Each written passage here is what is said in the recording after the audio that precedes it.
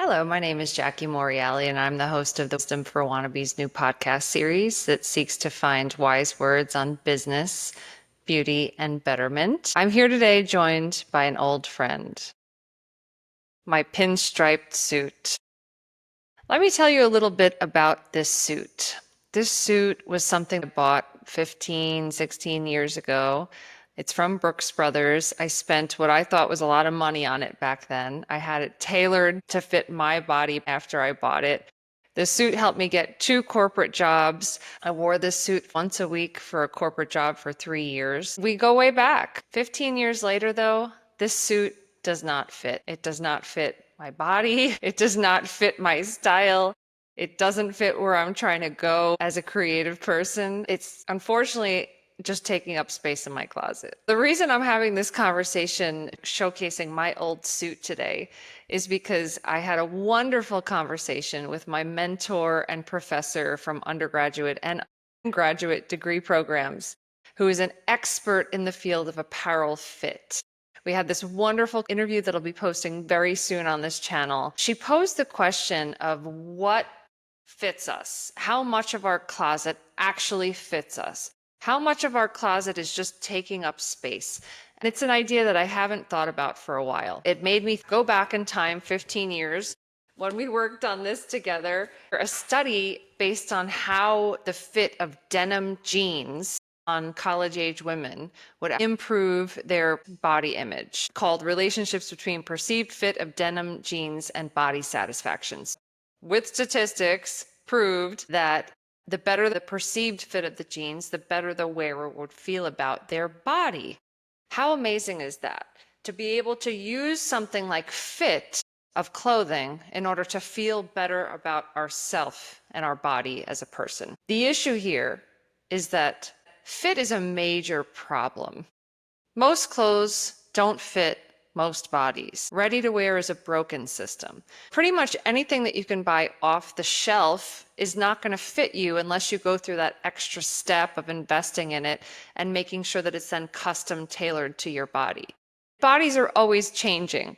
Between the shape, the size, our posture, there are so many different facets that change the way the garment can fit you from one day to another. Years later, here I am holding onto this suit that's 2 sizes too small in the back of my closet because we have this beautiful history together, yet it doesn't fit me, it doesn't fit my body, it doesn't fit my style, it doesn't fit my career. It's ready to be passed on to the next person. Let's talk a little bit more about fit in terms of the technical standards of apparel. Since this is a suit, it's a pretty standard in terms of how we measure the fit. When we're talking about a jacket like this, a jacket should round around your neck and shoulders. There should be about 1/4 to a 1/2 inch of protruding collar from your shirt. There should be no pulling at the button. Nothing should be too tight, nothing should be too loose. Wrinkles always show where something is too tight or too loose. So if there's a big wrinkle on your button, it is likely too tight. If we're talking about the sleeve length, your sleeve length is going to go to your wrist bone. And from there, a little bit of your cuff of your shirt, 3/8 of an inch will show and protrude from there. That's the very traditional version of what a women's or men's suit jacket should look like when it fits. No wrinkles, smooth lines, fitting the curves of your shoulder, fitting to the wrist bone, a little bit of protrusion around your neck as well as your wrist to show the shirt underneath. Very traditional, centuries-old way of measuring fit. Again, nothing off the rack is going to look like that on you unless you're the fit model that the design was built around. If you have that fit model body, you are in luck. Find your store and buy it in every color. Make sure you customize it as things change with your own body to make it an investment piece. Let's talk about the style. I'm no longer a pinstripe suit wearing kind of gal. I've been there, done that, and looking for more creative ways of expressing myself through clothes. I also do a lot of reading and I love to take it down to basics. Is this fitting me? Is this fitting my body? Is this fitting my style?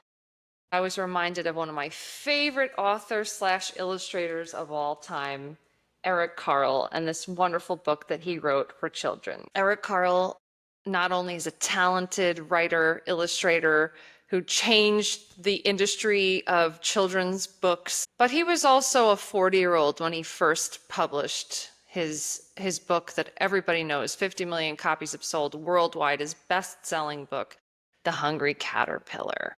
Many books later, we have this wonderful book, A House for Hermit Crab. As we go through the pages of this book, we find that it's about a hermit crab who keeps outgrowing his own shell. As he's physically outgrowing his own shell, he needs to then find new shells to wear, right? But maybe it's not your style, so you're going to customize and make it your own.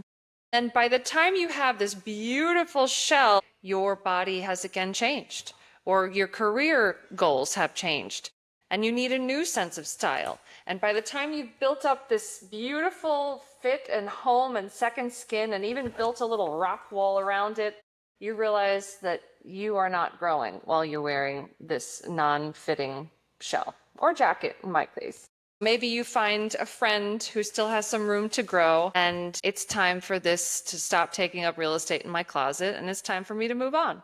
It's time for the next person who has those goals to take over and do what they want with it. If we think about clothing or we think about a home, it's our second skin, right? It's our immediate environment. We have to be comfortable in our skin in order to grow. Let's take it even further than that and say, what about your role is fitting you in terms of your career aspirations, your career goals?